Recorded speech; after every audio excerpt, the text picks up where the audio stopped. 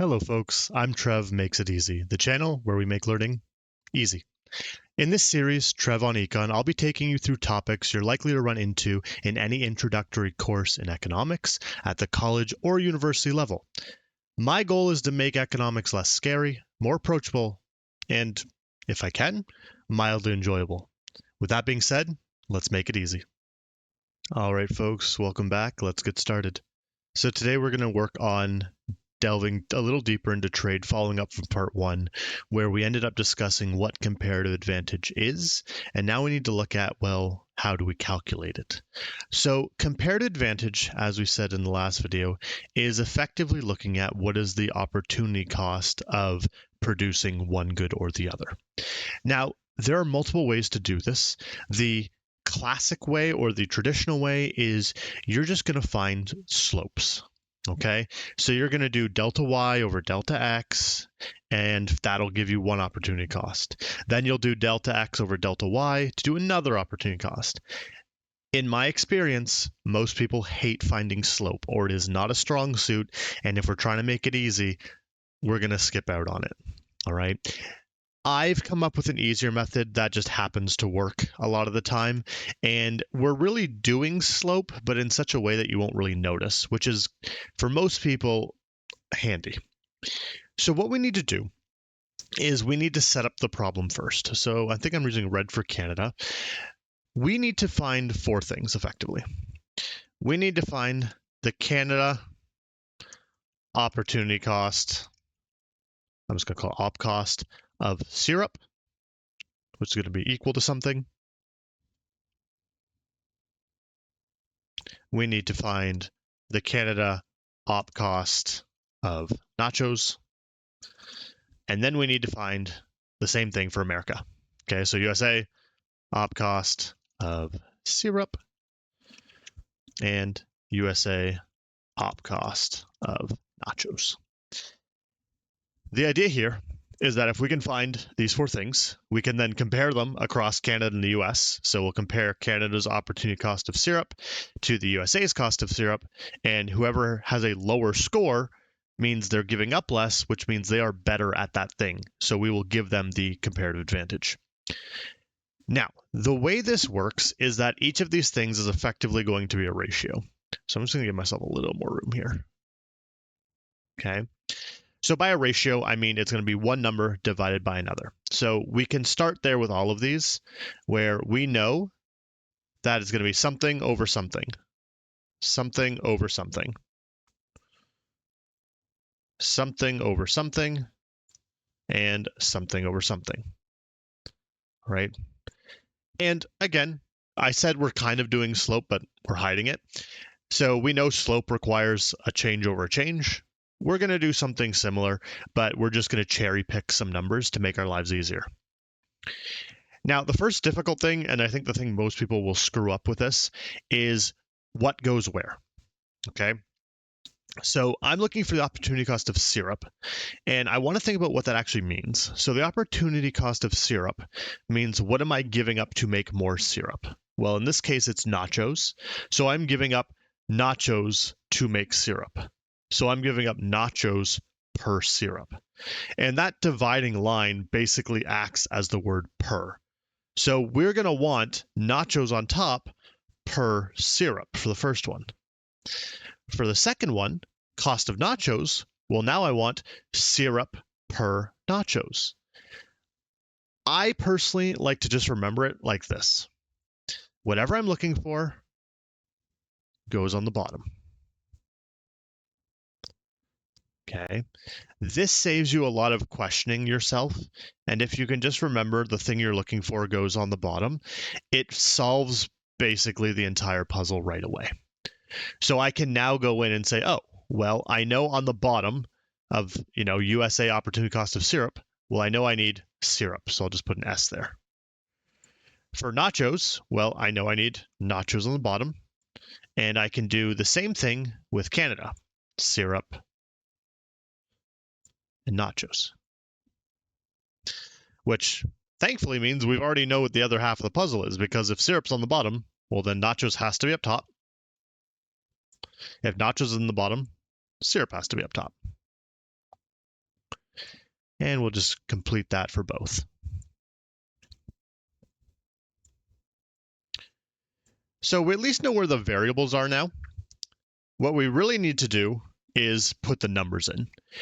Now, if we look at our charts, we have a whole bunch of numbers in the charts, all right? And that's totally fine. Technically, with a slope, you could pick any 2 points. So I could go like here and here, find the difference, the delta y over delta x, and put those numbers in here. We are going to pick strategic numbers. And the way we're going to do that is we're going to pick the intercepts. So the 30 and the 45, the 75 and the 60.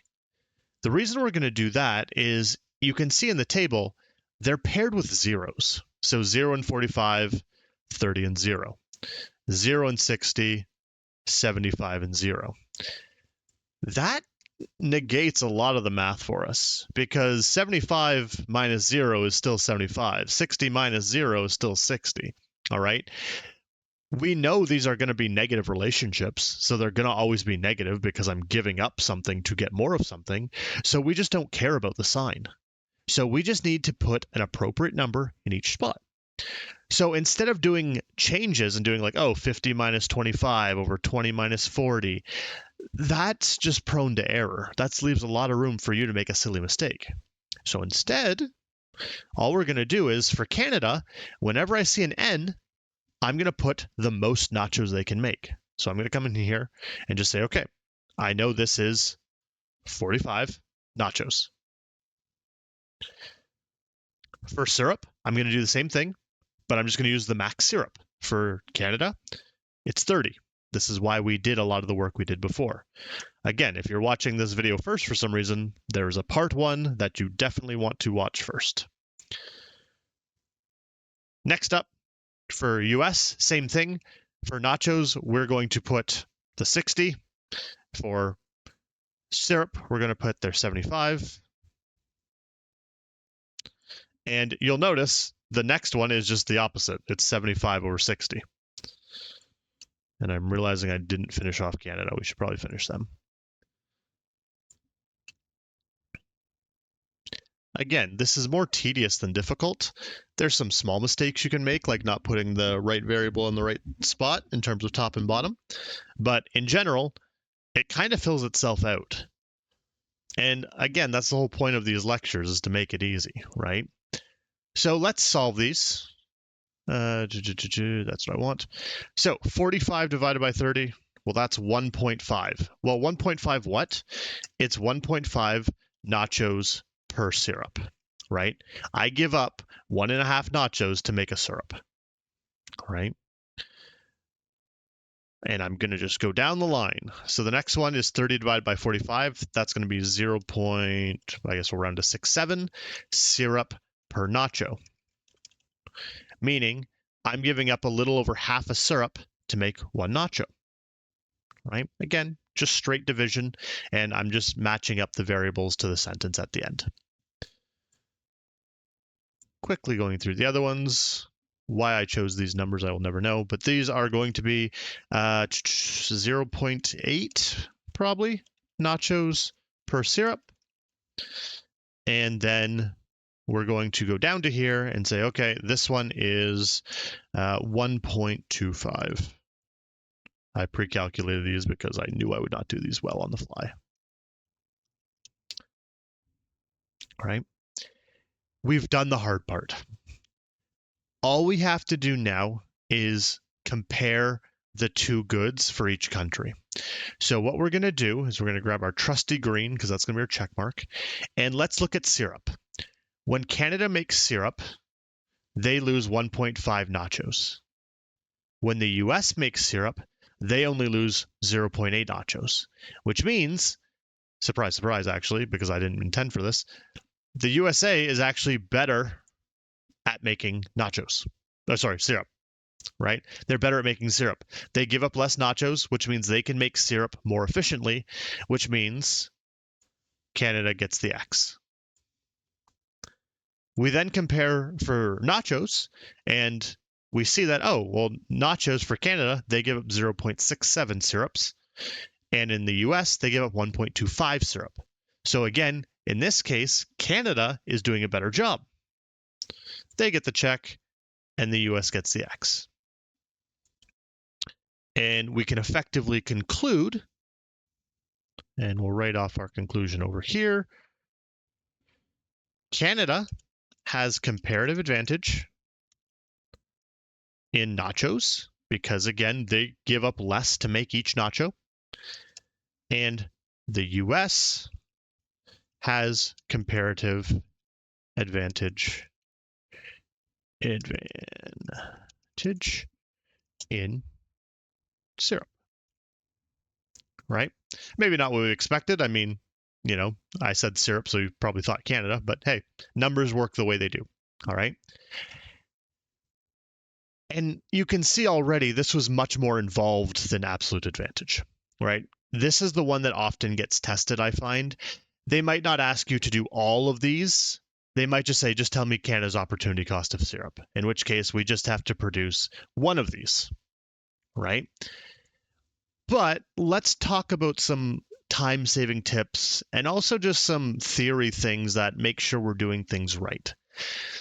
So you'll remember in the last video when we defined comparative advantage, we also brought up a couple ideas. The first one is that you can only have comparative advantage in one good, which here it worked perfectly. Canada was better at nachos. The US was better at syrup. That worked the way it worked.